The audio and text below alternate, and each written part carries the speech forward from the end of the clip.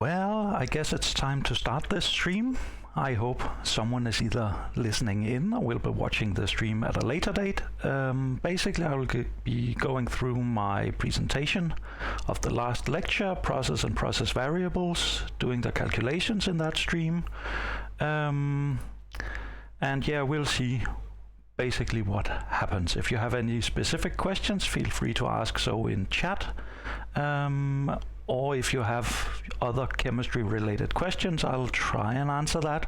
I think I have access to most of your books and classes. So yeah, let's start out looking at processes and process variables.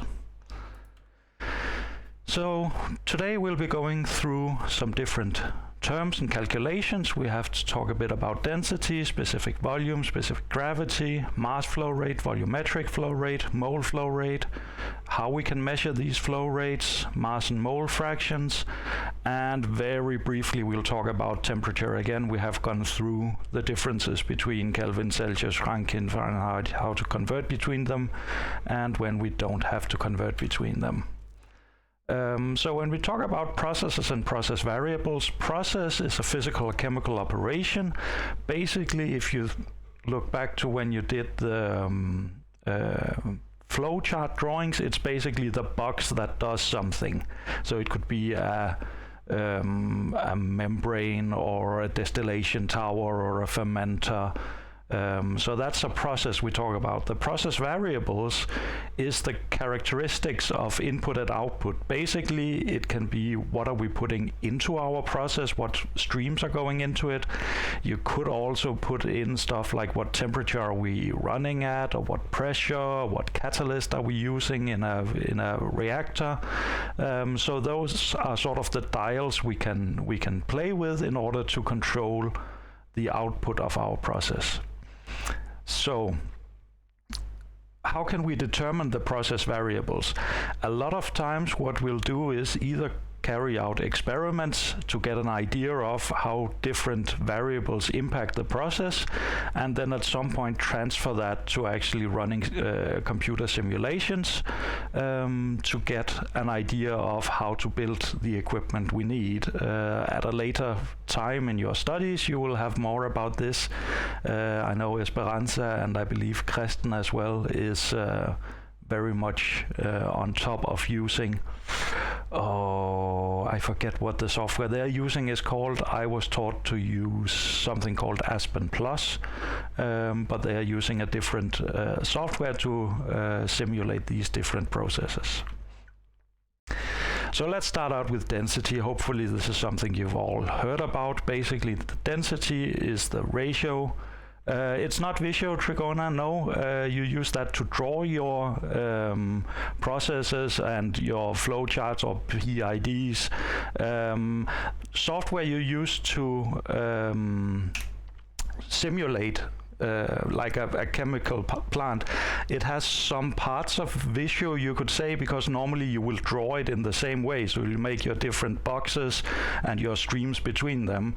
But yeah, I can't, at the moment I can't really remember what it's called. It's something with S. Yeah, but you'll be taught that at a later date, which one we are using at Absalon. But yeah, the drawing part of your process often works sort of like Visio, and then you can tell the software, you know, this is a distillation tower, and how do you want the distillation tower to run? So you have to pick which equations you're using for it and all sorts of things. But yeah, back to the density. It's the ratio between mass and volume. We measure it in kilograms per cubic meter, grams per milliliter, or in the god-awful pounds per cubic feet. As an example, let's see if I can get a laser pointer going. I did at some point, yeah. So in the right hand corner you can see different liquids that have been mixed very carefully into a cylinder, and you can see different solids that are present in the in the liquids and how they sink to different levels. You can actually use this principle if you have a tank containing more phases. You can actually, when you measure the level in a tank, you can use floaters with different densities, so that one will actually float on top of all the liquid and the other one will sink down to the first, or to the layer where you go to the second phase. So you can actually have two different level indicators in one tank. Just some examples of density. Shouldn't come as a surprise to you that gases, of course, has very low densities, and as you move to solids, liquids, you have the density increasing. One question I asked during the classes was, did you find anything missing? Of course, for a lot of these, we're actually not indicating whether it's a solid or a liquid or a gas for the specific density, which we should do. Methanol, for instance, is 0.79. Is that when it's a gas or when it's a liquid, or what? A bit of a weird thing also to note is the density of water. It should be noted that water, if I recall right, I think it's the only one that exhibits this, where it actually has the highest density at around, I believe, 4 degrees, and as you cool it down or heat it up, the density drops off. So that's why ice floats. Ice is less dense than water. Very uncommon feature of chemicals. So the first calculation we'll be looking at was just some simple density calculations. Hopefully this will work, because I did prepare some calculations. So let us have a look at, where is it? Yes, so I'm using Visual Studio. Hopefully you sort of know what this is. From slide 8, I have the mass of my gas, I have the volume of my gas. This is in grams and milliliters. So if I were to run this code, you can see that I define my density of the gas as the ratio between mass and volume.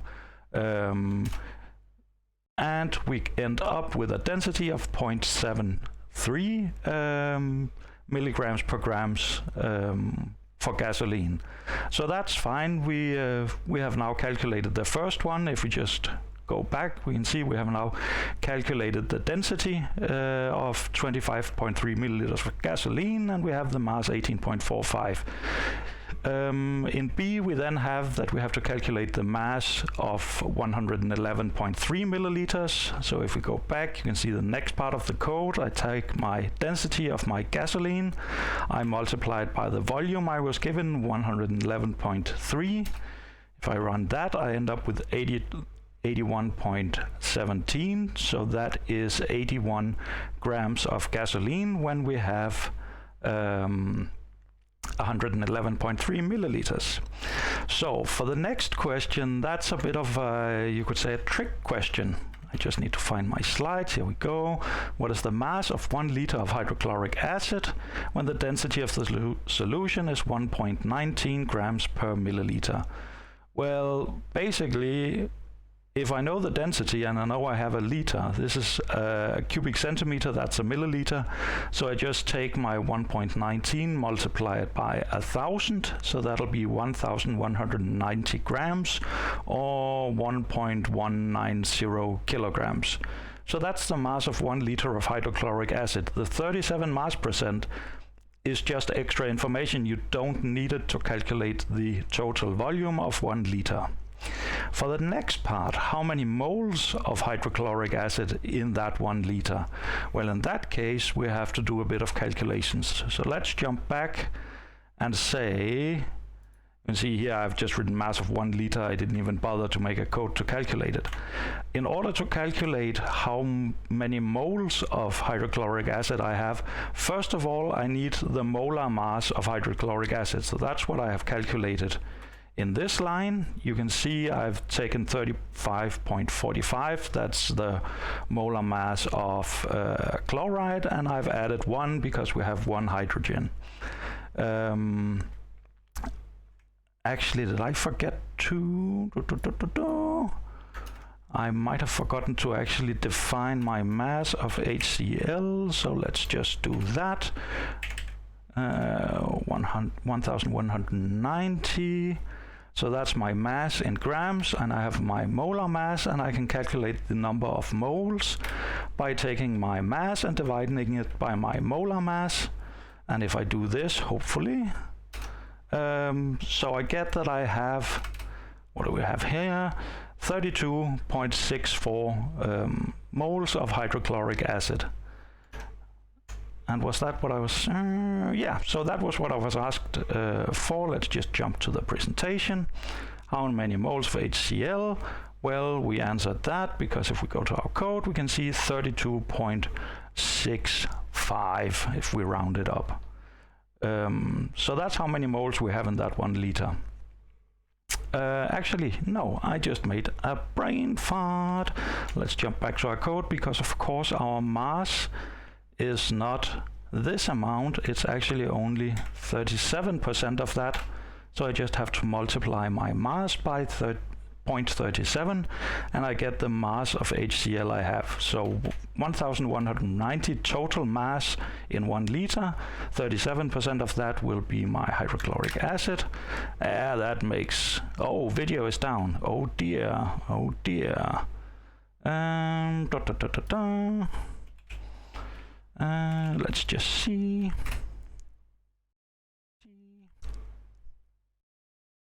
Yeah, video is back up for me as well, and now I can hear myself on stream. That's very confusing. Yeah, so we only take 37% of our mass, and that also fits with what I got earlier, 12.08 moles of hydrochloric acid. And let's jump back to the presentation. So, what is the mass of 10.5 gallons of gasoline when the density is 0.82 grams per milliliter? We're gonna jump back to our lovely Visual Studio Code.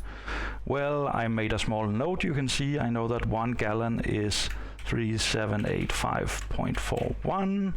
So I can say that my mass is... okay. Yeah, sometimes you need to refresh. So I had 10.5 gallons, 10.5 gallons times the volume in milliliters. That should give, that's actually not my mass, that's my volume. And then I can say that my mass must be equal to my volume times my density. And what was my density? 0.82. And if I just print out my mass. So I take my volume in gallons. Actually, if I do it like this, it looks much nicer. And just because Kristen wants us to, we'll add in some spaces here, because then the code looks nice. So that's just a bit of a coding trick that Kristen mentioned to me. If you actually make spaces between your equal signs, your multiply, plus, whatever, it's a lot easier to read the code. So try and get into the habit of that. As you can see, I haven't. Hopefully I will. Okay, so we take 10.5 gallons times the 3785.41 milliliters. That's how many milliliters in a gallon. And then we have our volume in milliliters. If we multiply that by our density, grams per milliliters, and print out our mass, we get it in grams. I wonder if I can do... Oh, how is it you do that? Oh dear, everything is messing up. Actually, if I take my mass and divide it by 1,000, that should give me kilograms. So 10.5 gallons should be 32.59 kilograms. Let's just jump back here. So that's the mass of 10.5 gallons of gasoline. The final one, what is the density of ethylene glycol? And we have quarts and a weight. I'm just gonna cheat a bit so I can type these numbers into our lovely code. So I have so many quarts, 129.3. Yes, okay, let's jump back to the code. So I've just quickly written in the values that we got. For the first one, where we actually wanted to calculate we had to give it both in pounds per quarts and grams per milliliters. Pounds per quarts is fairly easy because we can just take our pounds divided by our quarts, and if we do that we get 2.3 pounds per quarts as a density using that unit. And for the other one, if we have to do it in grams and milliliters, well, we can take our our pounds, so we have 12953 pounds, and for every pound we have 403 stop predicting 592.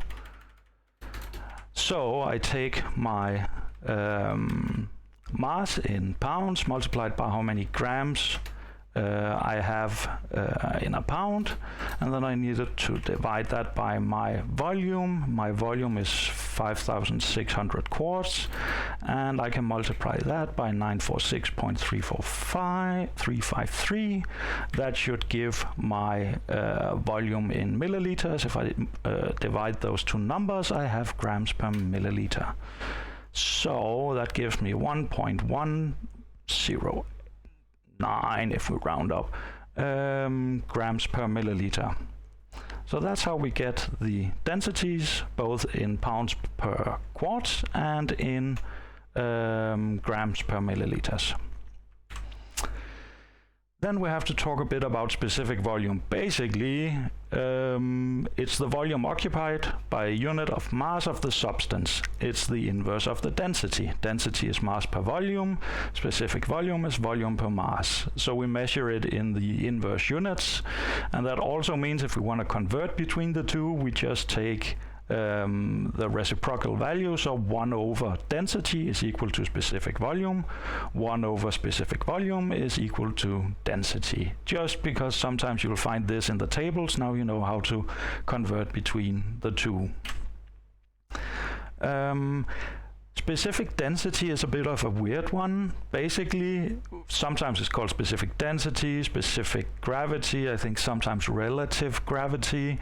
Basically, it's the ratio of the density of the compound you're working with divided by some form of reference density, usually water.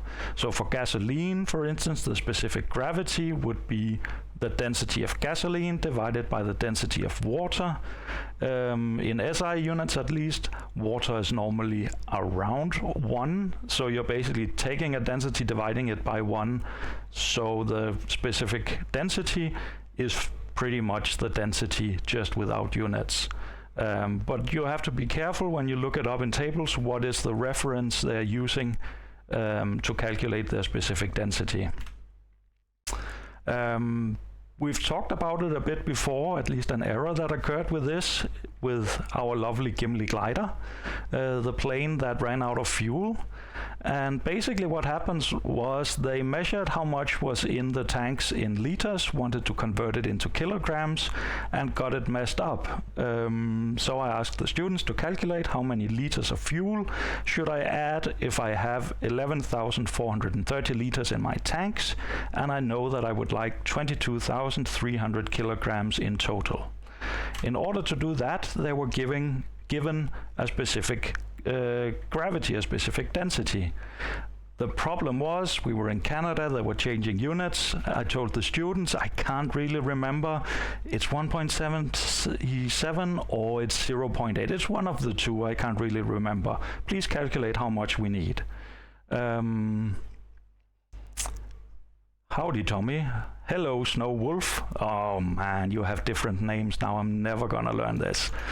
Let's jump back to our code here. In this case, I have basically set it up. I believe we can get all of the values in one fell swoop. So I'm just gonna talk you through the code. I defined my volume as 11,430. I needed 22,300 kilograms. Then I said I have a specific gravity. It's either 0.8 or 1.77.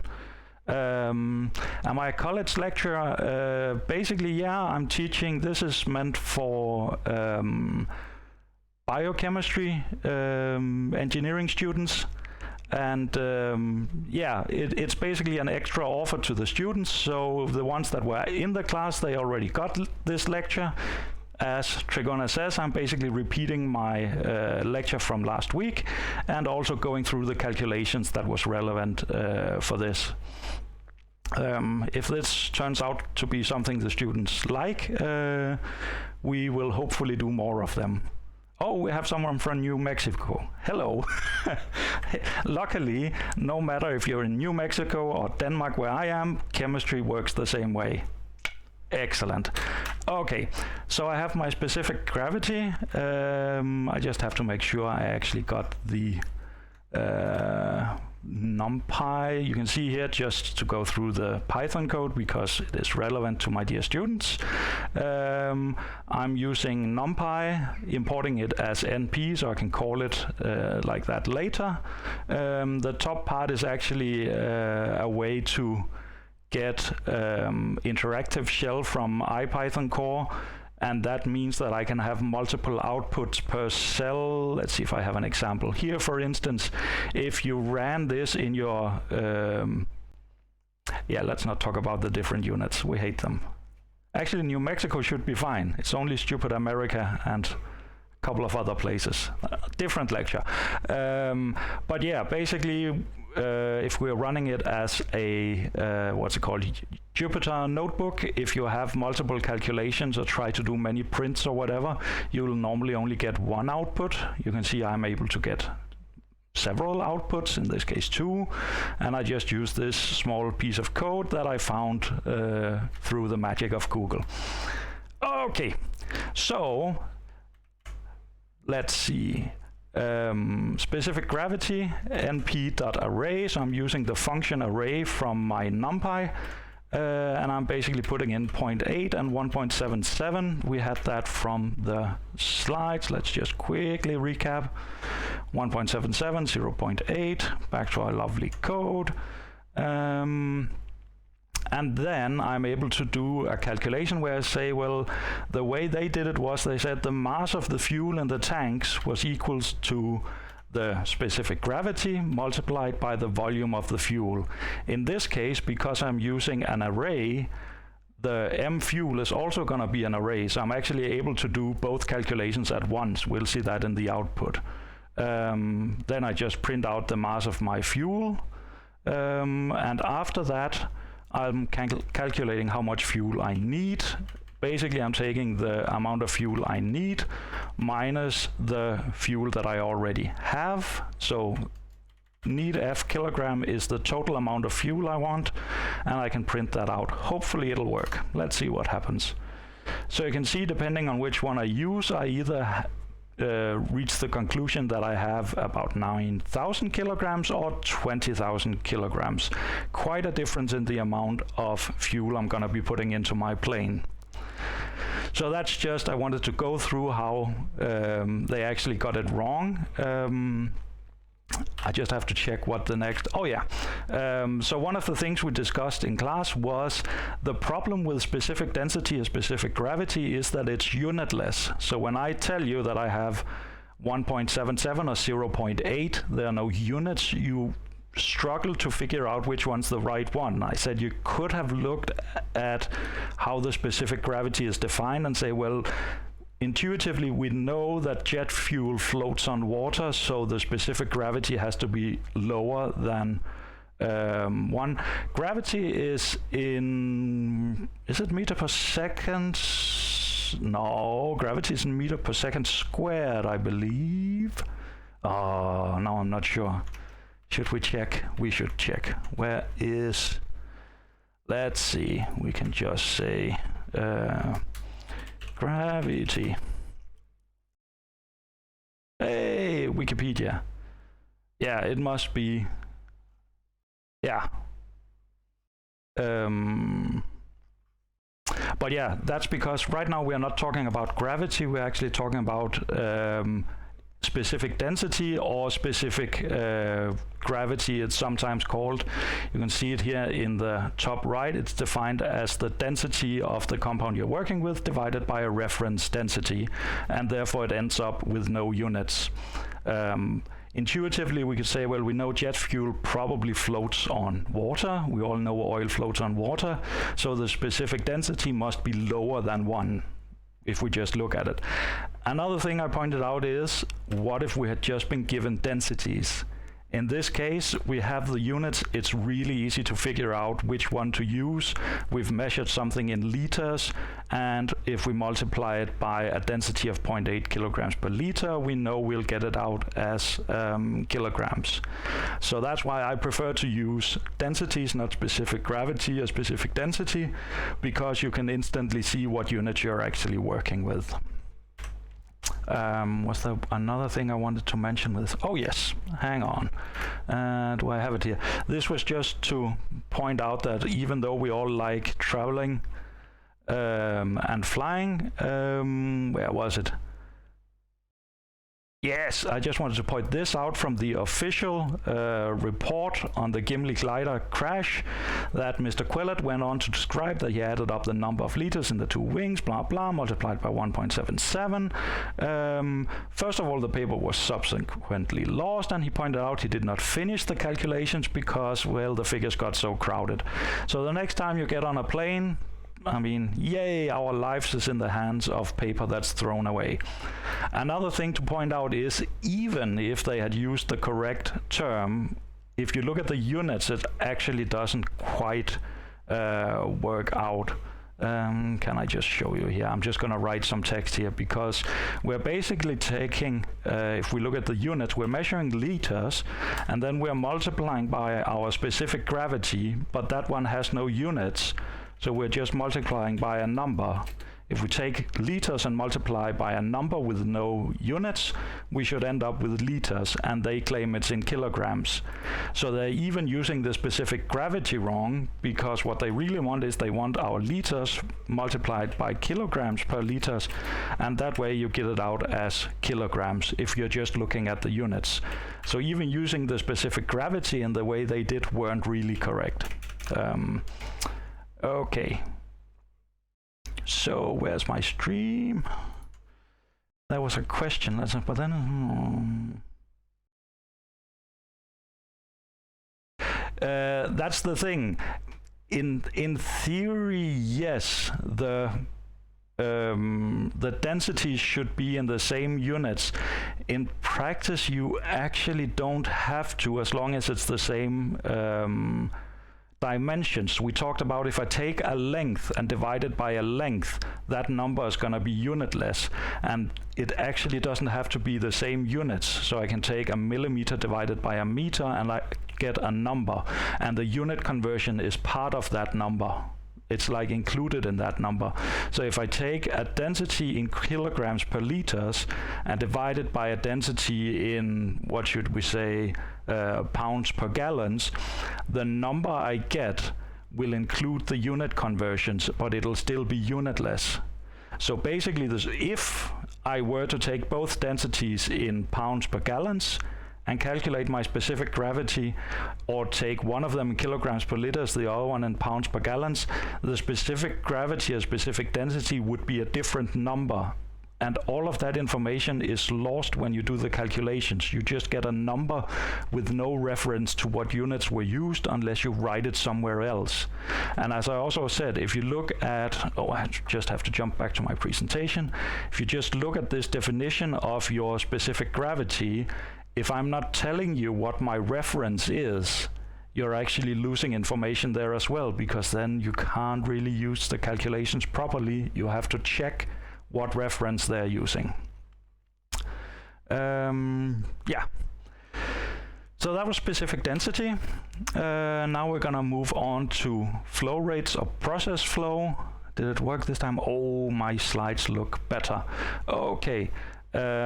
Basically, in chemical engineering, when we're talking about these flow rates, we have 3 different types. We have our mass flow rate, how many kilograms per unit of time. We have our volumetric, what's the volume per time, and we have our mole flow, moles per time. Why specific gravity not standardized? I don't know. I mean, for once, I don't think we can blame Trump. But yeah. It is, I have to be careful when I say this. a lot of it is actually standardized. I know there is, what are they called? NIST, N-I-S-T. That's, I think it's the National Institute of Standards. Even though they are US based, they are pretty much SI all the way. So it's more, if you're looking up older tables, you might get them in the empirical system. A lot of it is SI for the students at Absalon. Do I have that book somewhere? No. If you don't have it already, you will at least at some point be introduced to what is it called? Chemical engineering processes, I think. And they have all of their tables in the back. Yeah, you have a great need to be special. But yeah, I mean, we try to use SI, and you just have to check every time you look up a number, just be sure, what is the unit? Is this the unit I want? Part of it is also, I mean, once you get to the SI system, it's usually factors of 1,000. So if it's centimeters or millimeters or whatever, we adjust that to suit whatever we're working with, because we don't want to write really big numbers even with scientific notation. Yeah, so anyways, we have mass flow, volumetric flow, and mole flow. And I've just made, you can see here that the way we notate it is that mass, volume, and moles, we just add the dot on top of it. That basically means that it's mass per time, so it's a mass flow rate. One thing to note is that we can easily calculate our densities using the flows. We don't have to convert it into an actual mass or whatever. We can just take our mass flow divided by our volumetric flow, and we get our density.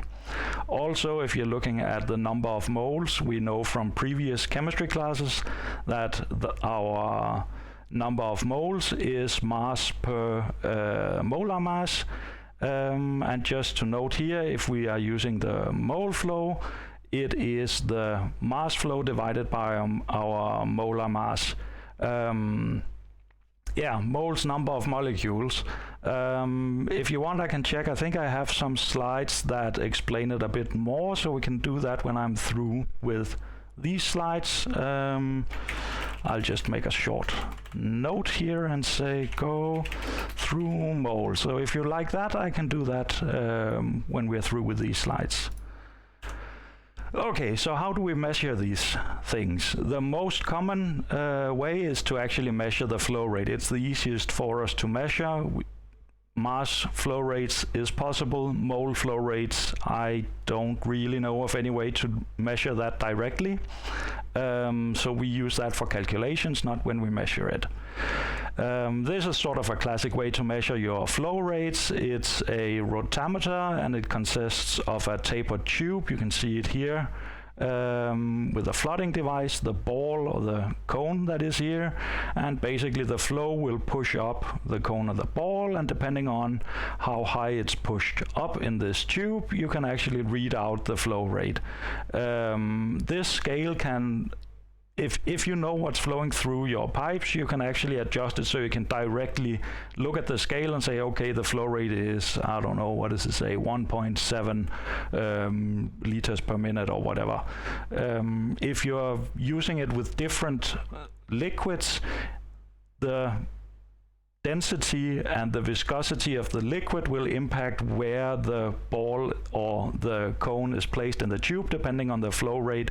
And if you have different liquids, they will have different levels that they end up at. So oftentimes you will actually just see some form of number on the scale, and then you have a table you look up and you say, okay, if it's at 1.7, I look at my table and it corresponds to a flow rate of this. Or you calibrate it yourself by just pushing the liquid you're interested in through and, you know, pouring it into a tank, seeing how much volume per time you end up with. Another way to measure flow rates that is often used is an orifice meter. So I think I can just get this to, yeah, now we can see what's going on. So basically here you have your pipe, and you have different versions that you can use. What's important here is to say we have a plate with a very small hole where you have the liquid flowing through, and then we have our taps or pipe threads. Basically, this is where we measure our pressure. So depending on where the pipe threads are placed and how the plate is designed, the difference in pressure before and after the plate can be used to correlate to a flow. And here we can actually have a look at some of the equations. The simplified, this equation, which probably looks horrible, gives you a mass flow rate as a function of the pressure difference. So if we just get rid of the obvious ones, we have a delta P here, so the difference in pressure. Basically, pressure here, what's the difference? We have our density of the liquid we are pumping through the pipe. D is the diameter of the, of the pipe. And I just have to check my notes because I always forget what this one corresponds to. Where is it? So we have our, let's see if this goes. So our CD, that actually stands for coefficient of discharge.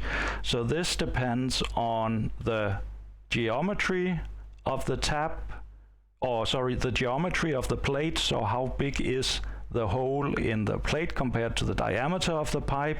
What is it just a round hole? How are the edges of the hole? Where do we place our taps? So that's sort of a constant that depends on your specific use case in how you designed this orifice meter. If you buy it from a manufacturer, the CD will be given for you somewhere in the documentation. We have our epsilon here, that's the expansion coefficient. For non-compressible liquids, this is 1, and we can just disregard it. Otherwise, you have to look up for your liquid if it can be compressed or how that works out. And the final one we have to look at is our beta. And our beta is the ratio between the diameter of our pipe and the diameter of the hole in our plate. So basically the idea here is we have our liquid flowing at one velocity. We then force it through this small hole that increases the velocity of the liquid and that drops the pressure. Intuitively, that might sound a bit weird that the faster a liquid is flowing, the lower the pressure in the pipe is. We can look at Bernoulli's equation, that's what we have down here, and we can actually look at it and say, well, if we say that our density remains constant, the acceleration of gravity, well, that doesn't change. Z is the elevation point above a reference plane. So if we have a pipe that's just at the same height, that doesn't change either. So we have a constant. We have a number. And we can see that all of this must end up being constant. That means that if I increase my velocity, if this entire expression has to remain a constant, that means I must drop my pressure in order to get the same constant out.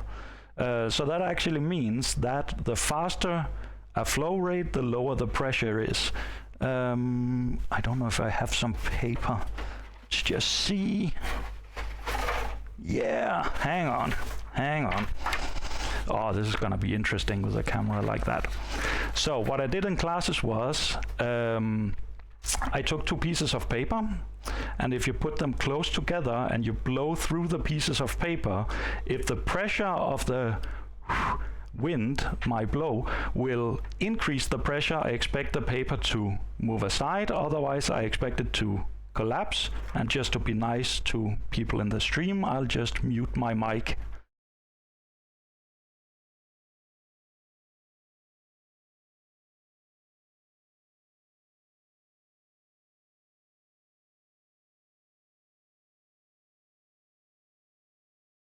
Yeah, it is a bit counterintuitive that the pressure goes down in order to, or when the flow rate increases. But first of all, you could see that the paper actually collapses. You actually get a low pressure when you do this. I mean, I could say you can just go and measure it in a pipe. The fact of the matter is, from Bernoulli's equation, we can see that this correlation must hold true. The faster something is flowing, the lower the pressure of it has to be. Yeah, so that's just so you are aware of this bit weird thing, and you can also see here in the drawings, if I just go back where it's bigger, you can actually see these vortices that are forming right in front and after the pipe, so where you have this increase in the velocity of your liquid. Another place where this is fairly important for chemical engineers in general is when we're talking about pumps and the design of pipes. If you have a pipe that's narrowing or a bend or whatever, wherever you have changes in your flow, you have to watch out for how the pressure locally changes. What's important there is you can actually have cases where the pressure drop is so big that your liquid starts to boil. In that case, you start to have bubbles forming, and that leads to cavitation, which is really damaging both to pumps, to pipes, and whatever. For all of the chemical engineering students, I'm sure you'll be taught more about cavitations later. It can destroy our equipment. Sometimes we actually use it to help in some of the stuff we try to do. And if we want to break down cells, for instance, forming cavitation bubbles are quite destructive to cell walls as well. So we use that when we ultrasound them to break down cells. So, Bernoulli's equation, correlation between mass flow and how you measure it with an orifice meter. Yeah, I then asked the students to explain the different types of flow rates. In this case, you can see that we are using this pipe with a heavier liquid, and you can actually see this change in the liquid level, which tells us the difference in the pressure we have. Of course, with no students around, I think, no, I won't ask anyone to explain it right now. Now we get into something that's for the Absalon students, it's going to be important for your projects, mass fraction and mole fraction, when you're doing drawings of your processes and your mass balances. I don't think you're doing energy balances. At some point you probably will. What's important here is mass fractions and mole fractions, they are dimensionless. It tells us the composition of our stream, and we know that it always sums to 1.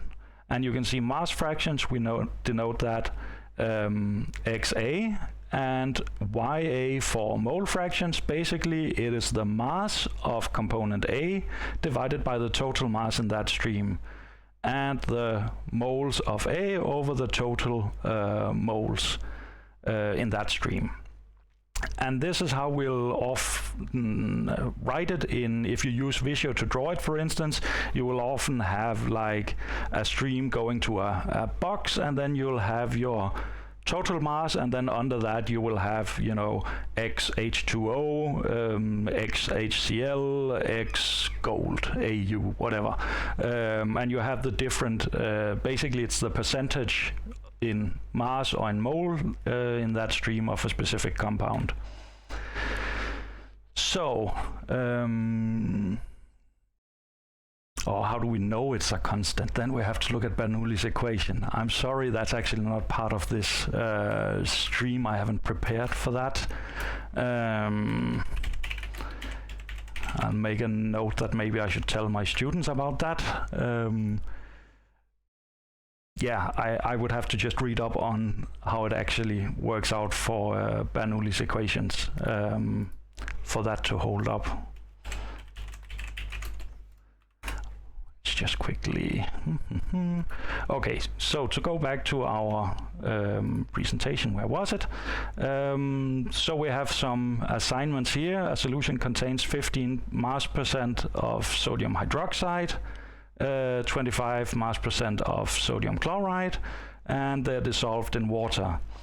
And question A, calculate the mass fraction of sodium hydroxide in 250 kilograms of the solution. When I ask my students this, I also required them to answer really quickly. Why is that? Because of course, if my mass fraction is 15%, as I just told you, even though it's now 250 kilograms, the mass fraction is still going to be the same. It's going to be 15%, no matter what. If I have a ton, if I have 20 tons, if I have a pound, it's going to be 15% of it is sodium hydroxide. So the mass fractions are actually independent of the total mass you have, you could say. The next one, calculate the mole fraction of sodium hydroxide and sodium chloride. In this case, the mass fraction doesn't change. The mole fraction doesn't change either. All of that is in relation to the total mass, so no change there. Now for the mole fractions. So right now I have mass fractions. I would like to get it to mole fractions. So we are gonna jump back. I think I coded this as well in my lovely Juniper notebook. Here we go. Yeah, mass fractions independent of the amount we're considering, blah blah. There's a couple of ways you can approach question B. The easiest way is to pick a specific mass. We can use the 250 kilograms that we were given, or we can be lazy and say, you know what, I'm just going to use 100 grams. Why is 100 grams easy? Because if I have 100 grams and 15% of it is sodium hydroxide, I have 15 grams of sodium hydroxide. So that's what we have here. Our mass of sodium hydroxide, 15, sodium chloride, 25. Very easy to do when we're using 100 grams as our reference. Some students forgot about the water. Of course, if 15% is sodium hydroxide, 25% is sodium chloride, that leaves me with 40% in total, so that must mean that 60% is water. In this case, I did the calculation, so I took basically 100 grams and I subtracted my sodium hydroxide and sodium chloride amounts from this. That'll give me the mass of my water. That is clearly not correct, what I have written there. Yeah, so I basically wanted to do this live. So I need, for sodium hydroxide, I need my molar mass. So we'll just put that in, 39.997. I'm just looking them up as we speak. Sodium chloride, where do we have it? 58.44. And I think my water is correct. Yes, 16 for oxygen and then 2 hydrogens. So now we have our molar masses for the 3. Then we can calculate the number of moles of each. We take the mass of a compound and we divide it by the molar mass of the compound. You can see I did that in a similar way for all 3 here. And then at the end I say, well, my total amount of moles in my stream must be the moles of sodium hydroxide plus sodium chloride plus water. So I get my total amount of moles. And finally, I can then calculate my mole fraction of sodium hydroxide by taking the number of moles of sodium hydroxide, dividing it by the total number of moles. And you can see I did that for all 3 components. Hopefully if I run this, we get some lovely...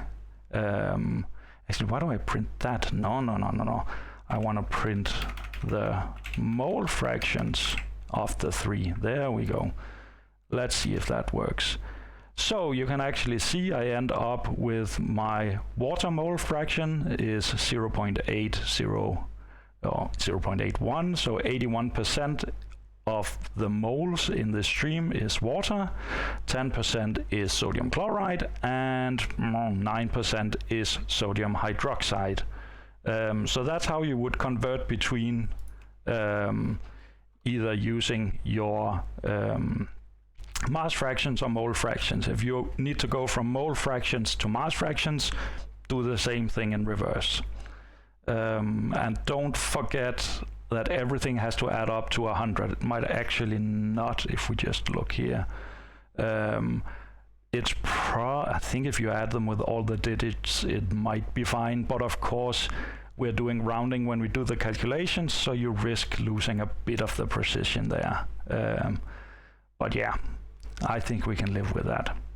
So we now have the mole fractions of these two. Calculate the mass flow rate of sodium chloride in a stream flowing at a rate of 1,000 moles per minute. Okay, 1,000 moles per minute. Let's just remember that number. Jump back to our code. I'll make a new one here, and I'll say I had 1,000, so that's my N total is now equal to 1,000, just to have an N1 total. Then we don't overwrite anything.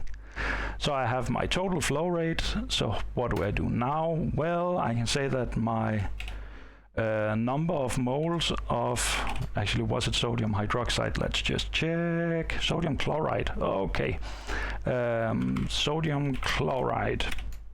So that will be equal to my mole fraction of sodium chloride times my total moles, which in this case is the 1,000 there.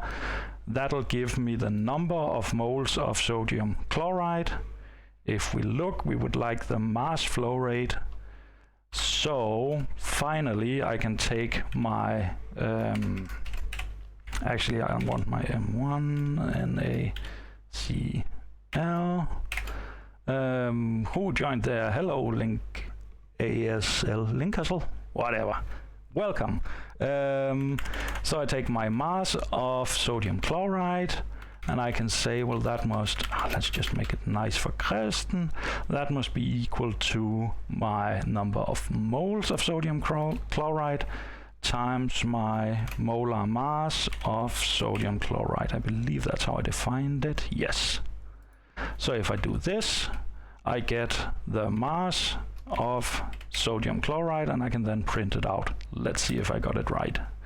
So that means if I have a stream of 1,000 moles in total, that corresponds to having a mass flow of sodium chloride of 6,044 grams, or we can just add this and say that's about 6 kilograms. So that's how you would calculate the mass flow of sodium chloride. And of course, the flow rate is, in this case, per minute. That's one thing to keep an eye out for. I will also note when you're doing your visual drawings, your flow diagrams or PID, a lot of times you can just write it like in the corner or somewhere that the entire sheet is, for instance, per minute or per hour based. That way, every time you write, 5 kilograms, you don't have to write 5 kilograms per hour. We all know it's per hour, and you just write 5 kilograms. That's fairly common to do that as well. So that's how we calculate mass flows for sodium chloride in a stream of 1,000 moles per minute. And of course, we use the same compositions as we have up here. We converted that to mole fractions. Finally, a bit of a talk about concentrations, especially first semester. You come from high school. When we talk about concentration in chemistry, you are used to it meaning molarity or moles per liter. We denote it by capital M. When we get to chemical engineering, sometimes we talk about mass concentrations, so that could be mass per volume, molar concentration, moles per volume. Basically, this is the same as molarity, just not necessarily liters and moles, so it could be kilomoles per cubic meter. The exercise here is more of a talking exercise. So basically, we have some amount of a compound dissolved in some volume. What is the mass concentration? Well, in this case, I would just answer that you take the mass of your compound and you divide it by your volume. End of discussion. What is the molar concentration? You take the number of moles of your compound and divide it by the volume. If for some reason you haven't measured, you don't know the moles, well, if you know the mass, you can just, divide it by the molar mass, and then you have moles. And finally, the molarity of a solution. Once you have a molar concentration in some unit, it's just basic unit conversion to get it to moles per liter. So, yeah, nothing fancy to that, really. Oh, I will just note for this, another form of concentration that's a bit of a cheat is a lot of times you will actually see mass per mass. So basically you could say you have a stream where you have, I don't know, 33 grams of silver per ton of stream or whatever. So you actually do it on a mass per mass basis, and that should be unitless, just like the specific gravity, specific density we talked about earlier. I prefer to write the units. You can do it as a ratio, but you will probably encounter that as well. When we get to like trace minerals or toxins in food, stuff we only want very little of, we often use ppm or ppb, parts per million or billion. It's a bit loosely defined because ppm and ppb doesn't really have units. So normally when we're talking about solids or liquids, ppm and ppb usually refers to mass to mass. So basically ppm, if I have 1 ppm, it means I have basically, you could say 1 gram per million gram, or in terms of moles. So when you see these numbers, you might want to check what are they actually talking about. Is it mass to mass, moles to moles? It can be a bit dodgy sometimes depending on where you get the numbers from. And we just have an example of aflatoxin, 0.5 ppb in milk. So we can have 0.5 parts per billion in milk. Epsilon students, especially actually the machine engineers. I know Sten has been really into his new X-ray ray gun cannon thing. It will spit out ppm in some cases, if I recall right, if it's like a really low amount. If you have a high amount of, I don't know, silver in your sample, I believe it converts it to percentages instead. But yeah, you will see these when you're using the XRF to take samples. For the machine engineers, I believe there's on the apparatus you can actually pick which software bundle to use, and you have one for alloys, and that also means that if you're actually using it for common types of steel, it will actually spit out that type of steel. I cannot remember the names. It's like stainless steel 308 or whatever. There are some standards that you are way more into than I am, but that apparatus can actually output those if it finds that the compositions fall within the standards for that sample. Sten knows a lot more about that, especially in terms of alloys and how that works. We also have to talk a bit about pressure, force per area. We can measure it in many different things. The most common ones you'll encounter as chemical engineers are Pascal, bar, atmospheres. I think that's pretty much it. Older versions, you're gonna get into millimeters of quicksilver or mercury, something like that. But yeah, what's more important to us is these three different ways of measuring. So we can have an absolute pressure, a gauge pressure, and atmospheric pressure. Absolute pressure is what is our pressure relative to a perfect vacuum. Gauge pressure is relative to atmospheric pressure, and atmospheric pressure is basically just the pressure of the atmosphere in the situation you're in. So there's a couple of ways you can measure. The most common ones I've seen, I mean, Bourdon tube gauges, very common. Oftentimes you will have some form of digital signal as well, so you can send it to a control room, but we have, in this case, it's measuring in bars. Now, this is a pressure gauge. When we're talking about gauge pressure, usually these pressure gauges are configured in such a way that or can I actually draw? Oh yeah, I'm gonna torture you with my excellent drawing skills using a mouse. No. Stay here. No, everything's going wrong. Help me, guys. There we go. Pen. Okay, I'm gonna try and draw. So if you have a box and you have your lovely little pressure gauge here, if I have, let's say I have inside the box, I have 1 atmosphere, and outside I have 1 atmosphere of pressure.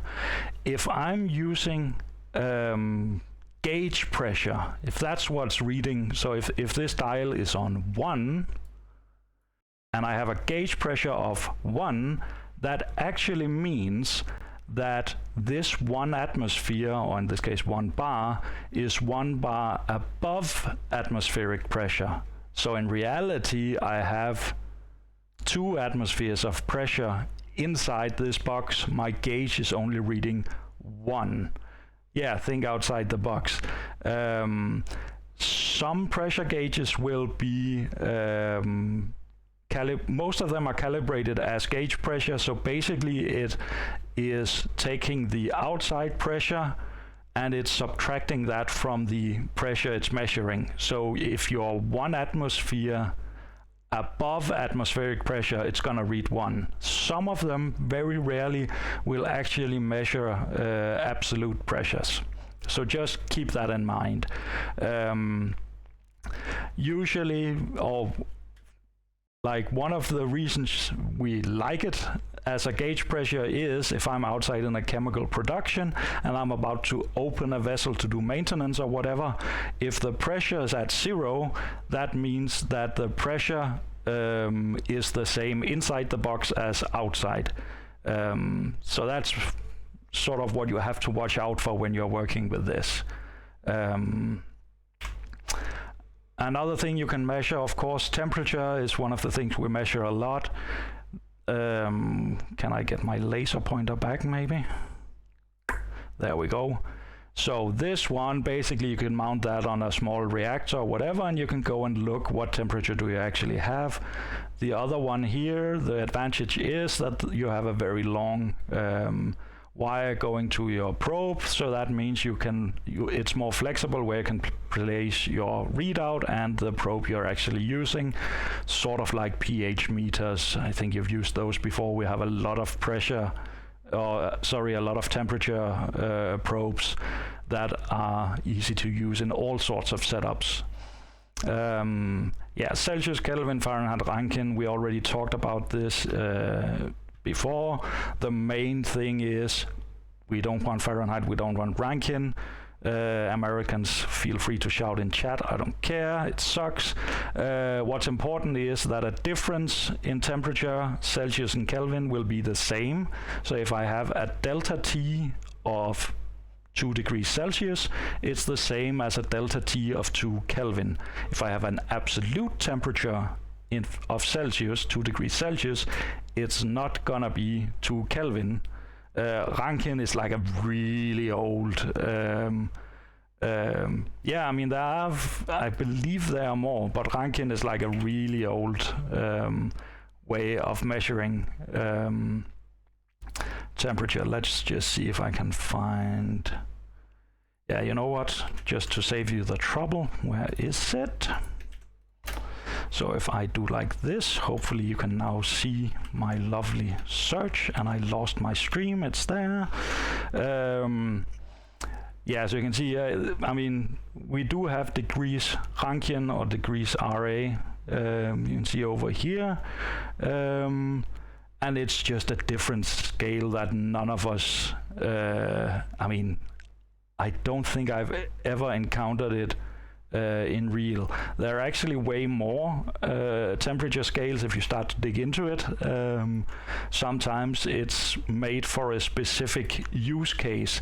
So if you are, I don't know, brewing beer or whatever, maybe you have a temperature scale where if you go above let's say 100, that means that your yeast died. So you can find very weird temperature scales with all sorts of different definitions. Yeah. One thing to note, all of the equipment I've shown you so far is basically equipment that we can place on a pipe or a reactor or whatever, and we can then go to our reactor, look at it and say, oh, it is this and this temperature. Of course, when we're working in the lab, that's fine. You can go and you can look at it.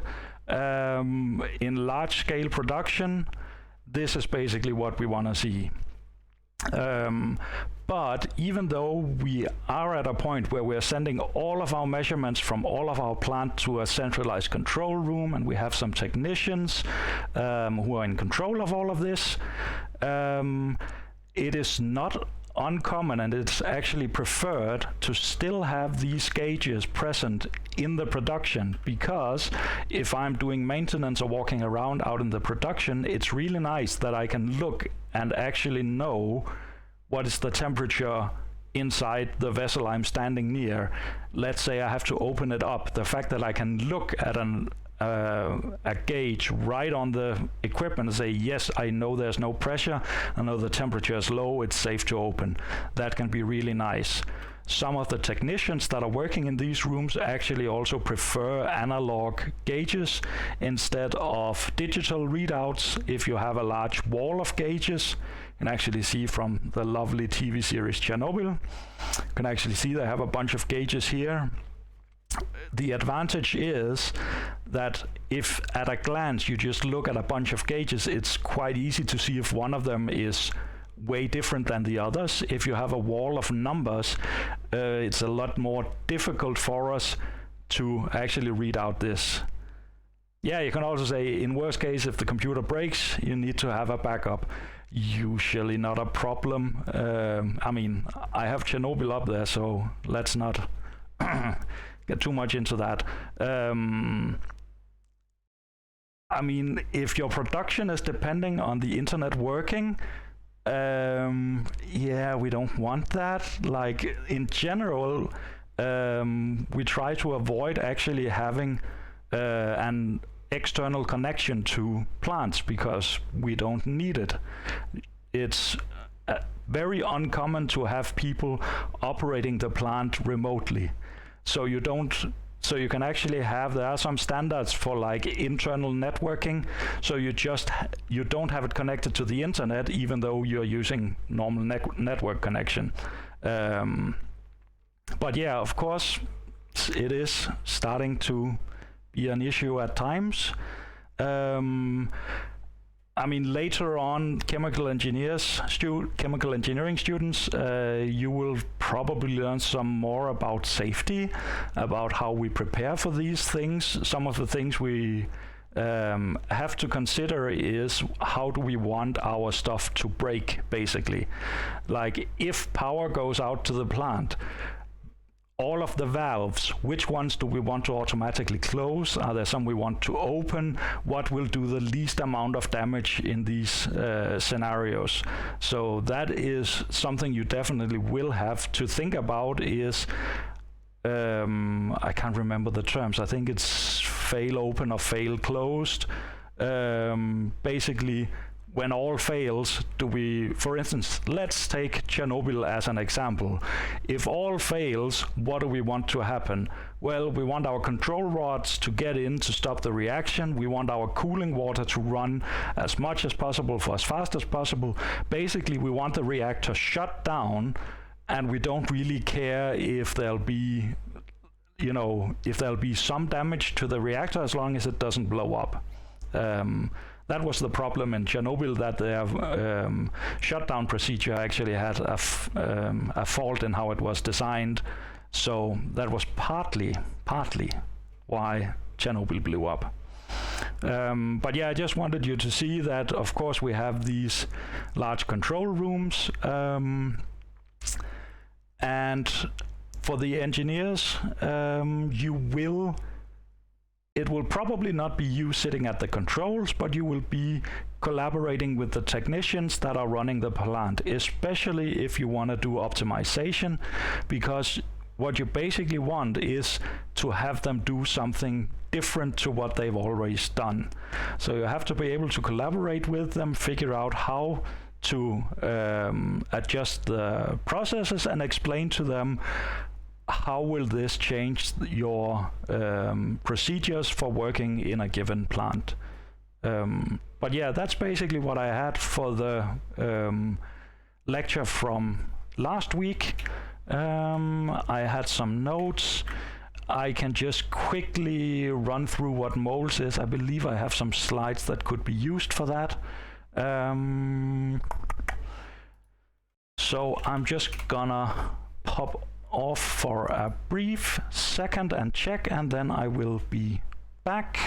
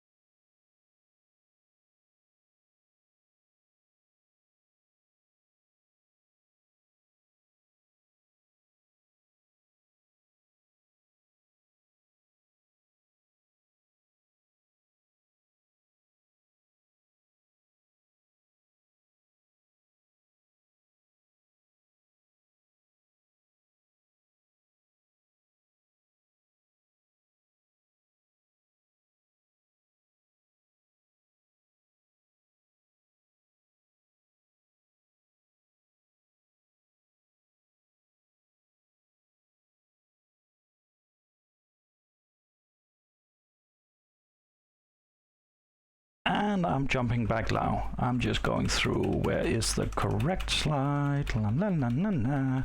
I just saw it. Let's see if we can find it. Yes. And I have my stream. Yeah. So we talked a bit about, someone asked,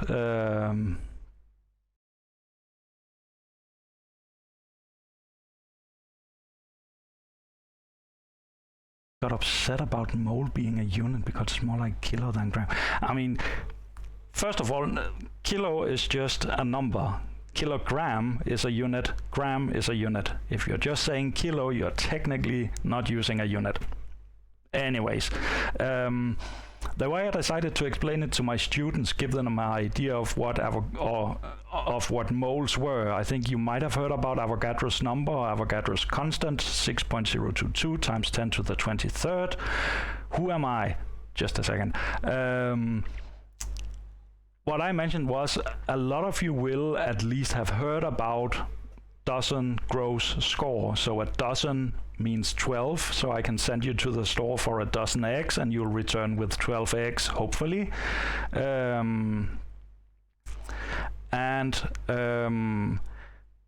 Basically, when we talk about Avogadro's number, that is just a number of moles. And when we say moles, that is a molecule. If I have, I mean, it's Avogadro's number, that's what we call a mole. So if I have 1 mole of water, that basically means, where's my lovely laser pointer?